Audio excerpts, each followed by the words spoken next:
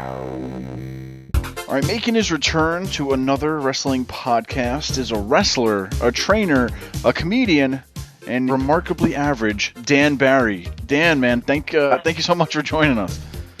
Yeah, no problem. How's it going? Doing good. Now, for a lot of people out there, they may have recently seen you on reality television, the WWE Network specifically, on Holy Foley, training Noelle Foley.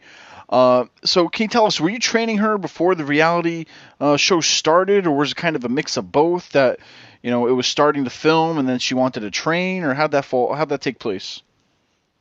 She was training. If you, the whole series, if you watch the series, she had started light training prior to being on the show. And then when the show kicked off, she took it, I guess I would argue she took it a little more seriously because she realized it was like a real thing now. And whereas before she was trying it out to see if she liked it. Sure. Now, how long have you known Mick Foley, and is he still mad at you?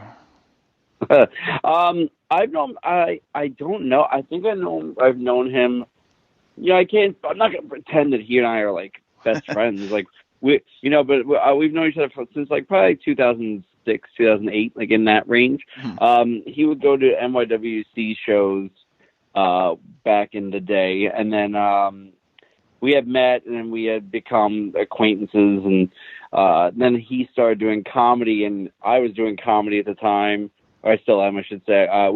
He was doing comedy, and we became closer as a result of him doing shows on Long Island, and I am a Long Island-based comedian.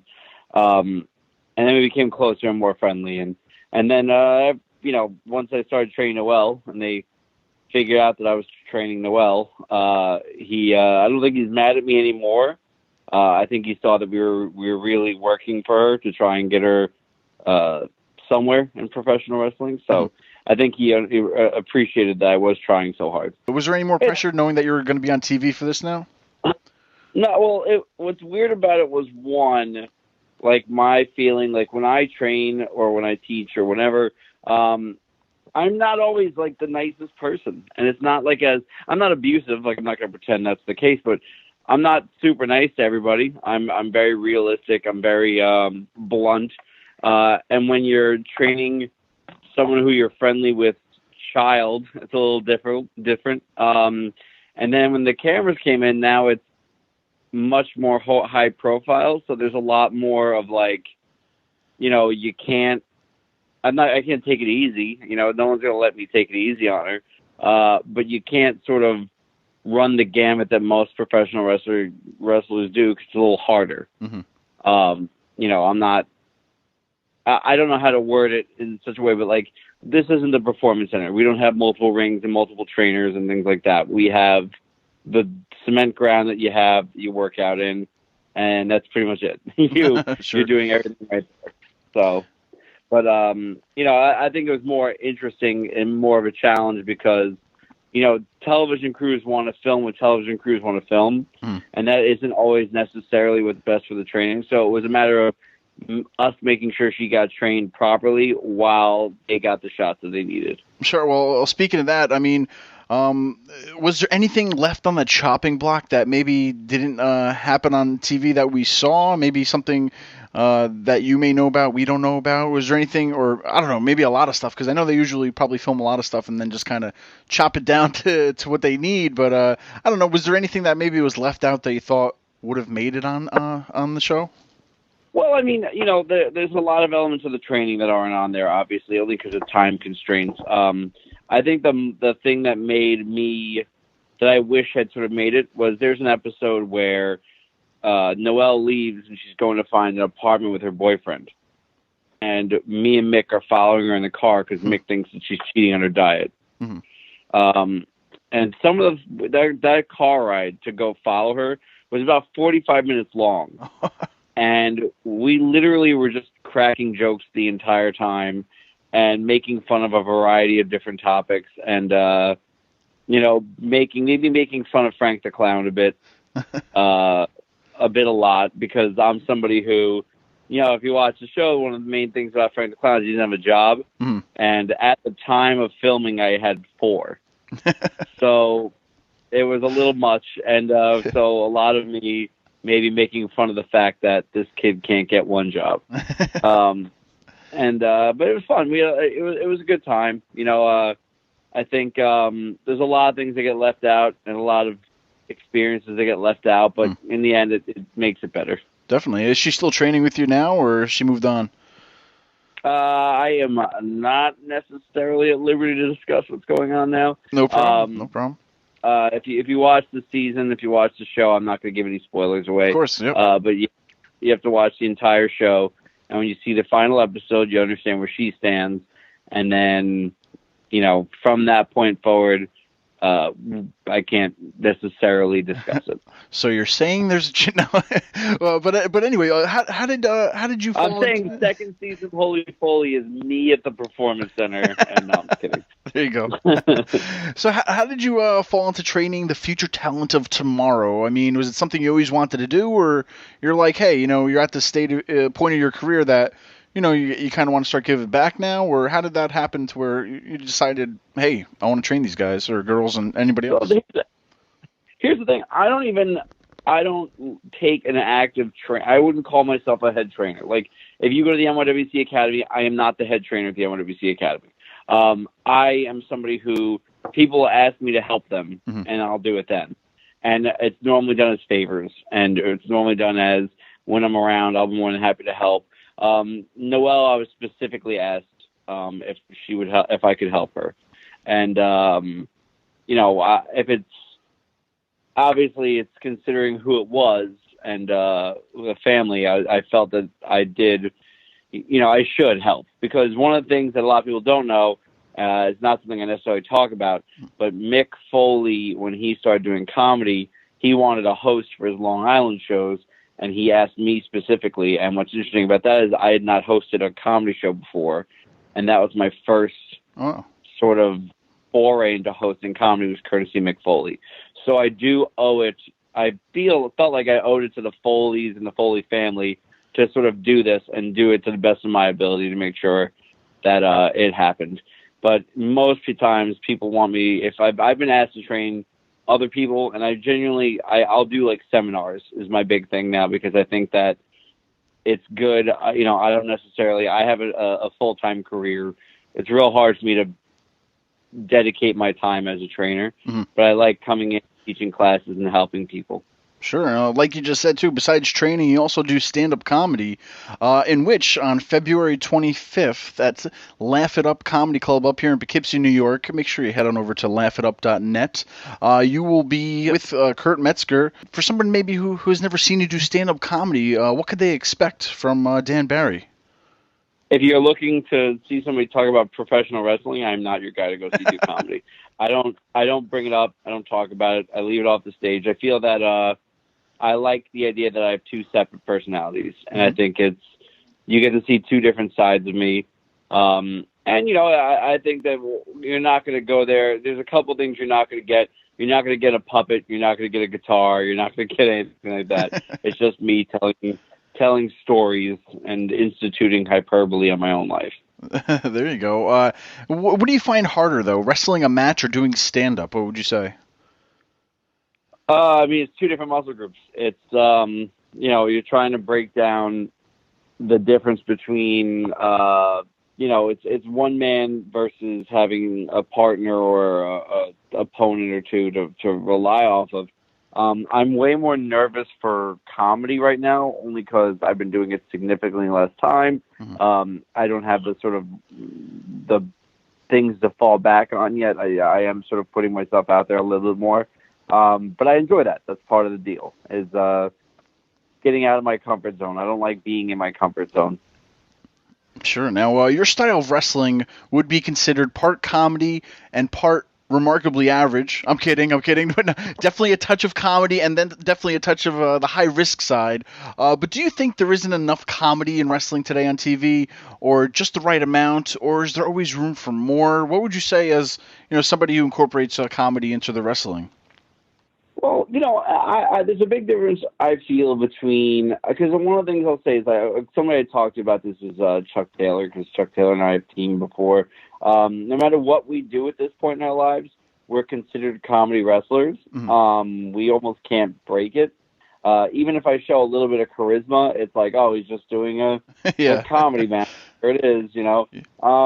I think that comedy is fine. I think the idea of comedy in professional wrestling works. I mean, The Rock is one of the key examples of somebody who is funny and a wrestler. You know, he was a very serious wrestler while at the same time being charismatic, entertaining, and funny. And, you know, nobody really thinks of The Rock as a comedy wrestler, but I can guarantee you almost all of his promos, you know, especially as he got older, all had humor in them, all had elements of laughter in them. Even some of his matches, you know, I specifically remember him spine-bustering Davey Boy Smith onto a plate of turds, then people's elbow onto him while he's on the turds. If you don't think that's a comedy spot in professional wrestling, I don't know what to tell you. Like, you don't get it then. I just think that there's people, you know, like a Colt Cabana and I don't have the same style of wrestling, but we would both be considered comedy-style wrestlers. You know, there's ways to do it. There's ways not to do it. There's, you know, something for everybody in pro wrestling. And I think that, you know, maybe on TV, I don't know necessarily that I would add more comedy. Sometimes I'd even take it away because I think that there's a little too much like people who don't take it seriously. But I think that the style of comedy and the delivery of comedy could change potentially. Sure. Now, this year also marks, and I believe, 17 years for your career as a pro wrestler. You've had some incredible matches also, too, with your partner Bill Carr over the past few years as Team Tremendous. As a wrestler, do you have an end game of when you want to stop, or are you going to milk this baby as much as you can? I don't know how professional wrestlers look at their career as far as, you know, in 2 years I'm definitely stopping, or is it just, I don't know, just play it as you go? It's hard because there's a lot of people out there that sort of treat it like, you know, there are people who are maybe doing it longer than me or whatever that say like next week that's when they're going to get their break, or this, so on and so forth.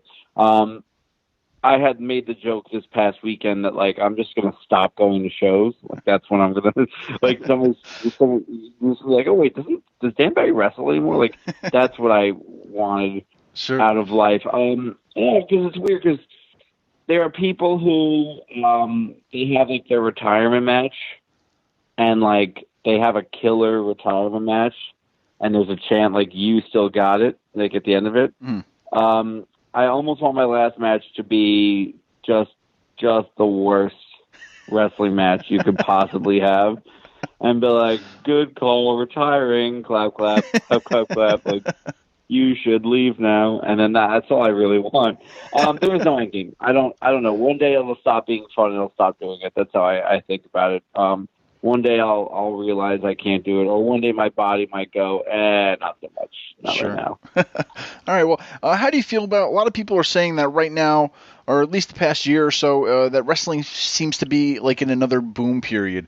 For you as a wrestler, do you see this happening? I mean, what from your point of view? How does it feel to you as a wrestler? Do you feel like it's another kind of boom period, if you will?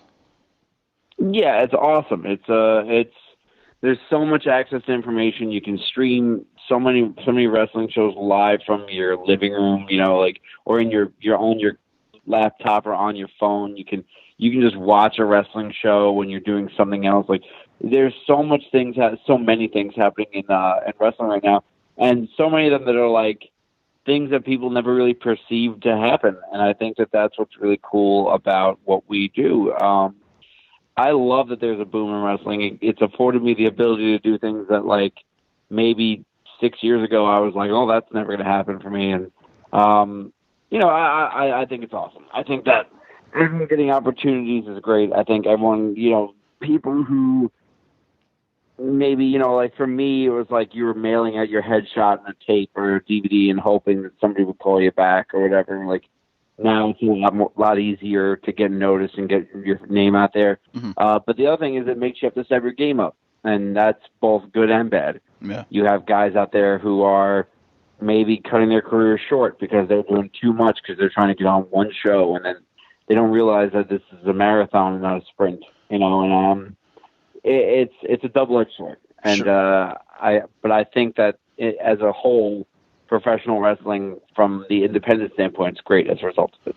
Sure. And just real briefly, too, At least WWE. Is there too much wrestling on TV? I mean, a lot of my friends talk to each other to where, for example, you have Raw, that's 3 hours, SmackDown 2 hours, another hour with the new 205 Live.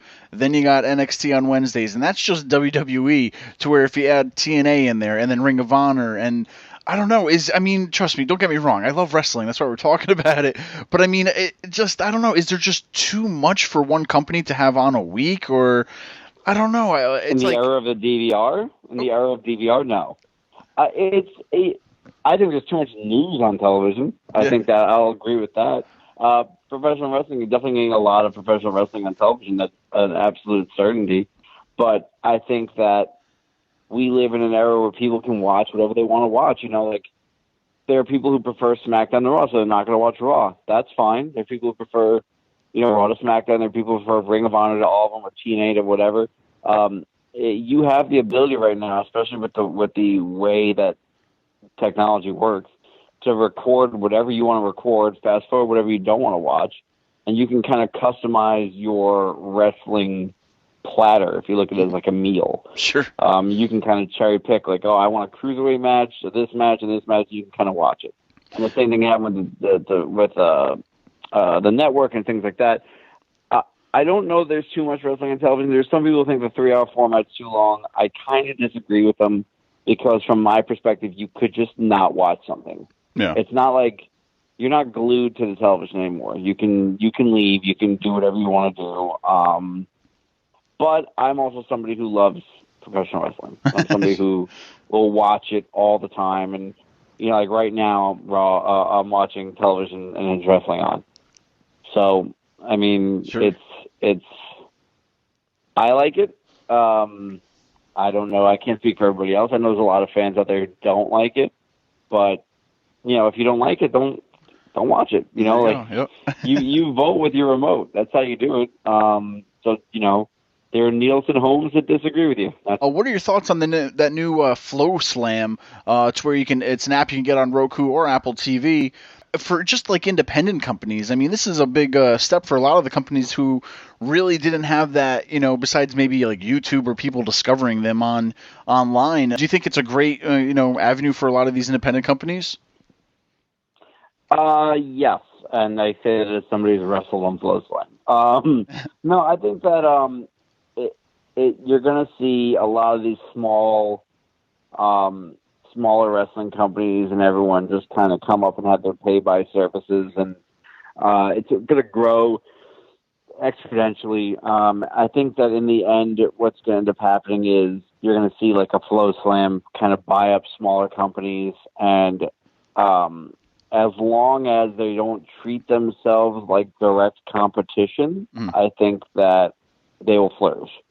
I think the big problem is, like, if you watch TNA for as long as it's been on television, at one point they were on Monday night. It's like, with all due respect to every talent in TNA, because there are a lot of guys on there that I know and I'm cool with, and they're all fantastic talents. And then, if anybody thinks TNA is not fantastic talent, like, look at the top stars in Monday Night Raw, right? Or was SmackDown or on NXT, and know where they came from before that. You know what I mean? Sure.